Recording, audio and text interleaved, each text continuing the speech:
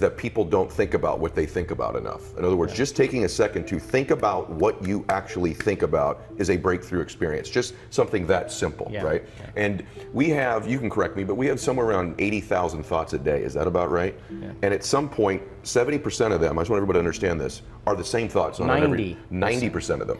So 90% of those thoughts are the same thoughts on a daily basis, and we wonder why, if we really are what we think about, why our lives continue to sort of perpetuate themselves over and over again. You got it. Okay. You got it. And so we have these patterns. You've talked about beginning to consciously choose and decide what these thoughts and behaviors are that you would like. So is there a way specifically, maybe one technique you give today outside of some of the seminars and books that we're going to talk about in a minute, but how do you break that pattern, and how do you become conscious of getting new thoughts that serve you, that create that person that you want to be? Look, it's really simple. Okay. Your brain is organized to reflect everything you know in your life. Your brain is a record of the past. It's an artifact of everything you've learned and experienced at this moment. Feelings and emotions are the end product of past experiences, and we can remember experiences better because we remember how they feel. So most people wake up in the morning and they start remembering all their problems, and those problems are connected to certain people and certain things at certain times and places. The moment they start thinking about those problems, they're thinking in the past. Those problems have an emotion associated with them, and the moment they start feeling those emotions, the body, as the unconscious mind, doesn't know the difference between an experience that's creating an emotion and the emotion the person's fabricating by thought alone. Now, thoughts are the language of the brain, and feelings are the language of the body. And how you think and how you feel creates your state of being. So most people's entire state of being, when they start their day, is already in the past. So you have a choice. The choice is, you're either defined by a vision of the future, or you're defined by the memories of the past.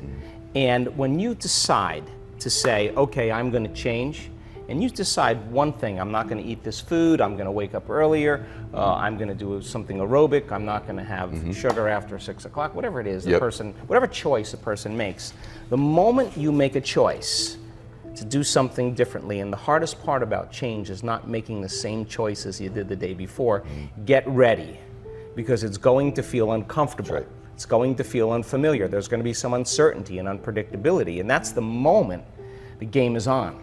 So then most people, their body has been conditioned emotionally to be the mind. So now the body says, wow, I'd rather hang on to my guilt than take a chance and possibility. I'd rather live in fear than trust in the unknown. So once the person feels uncomfortable, the body goes, whoa, wait a second, we're out of the program here, and body starts influencing the mind. That's right. So it says, start tomorrow, you'll never change, you don't have the money to do this, you're not good enough, your mother told you were this, your father's fault, it's your ex's fault, you know, all of the voices that come up. Now here's the deal, if you respond to those voices, those same thoughts as if they're true, by the way, they're always going on behind the scenes of your awareness, but now they're amplified because you're outside your comfort zone. You believe in that thought's going to lead to the same choice, which is going to lead to the same behavior, which is going to create the same experience and produce the same emotion, and the person's going to say, this feels right. No, that feels familiar. Going from the old self to the new self is a neurological, it's a biological, it's a chemical, it's a hormonal, it's a genetic death of the old self. And people will say to me, in that void, in that unknown, I can't predict my future. And I'll say to them, the best way to predict your future is to create it. Not from the known, but from the unknown. I love it. So close your eyes now and think about that vision. Once you start thinking about that vision of your future, you're activating the creative centers in your brain. And naturally, you begin to think about putting yourself in the scene. And the act of doing that, when you're truly passionate and truly present, the moment you're defined by that vision, when the thought in your mind becomes the experience, you begin to feel the emotion of the event before it's made manifest. Now, you're giving your body a sampling, a taste of the future.